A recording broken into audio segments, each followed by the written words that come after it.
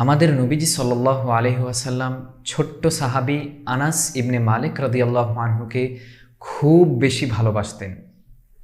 একদিন তিনি তাকে বললেন, আনাস, তুমি আমার কাছে কি চাও? যা চাইবে আমি তোমাকে তাই দিব। আনাস রাদিয়াল্লাহু আনহু ছোট হলেও খুব বিচক্ষণ ছিলেন। তিনি নবীজি সাল্লাল্লাহু আলাইহি ওয়াসাল্লামকে বললেন, ইয়া রাসূলুল্লাহ, আমি চাই আল্লাহ আমাকে ভালোবাসুক। নবীজি সাল্লাল্লাহু আলাইহি ওয়াসাল্লাম তার এই কথা শুনে হাসলেন এবং তাকে বললেন, আনাস, তুমি যদি চাও আল্লাহ তোমাকে ভালোবাসুক, তাহলে তুমি সৎ থাকো এবং সব সময় ভালো কাজ করার চেষ্টা করো।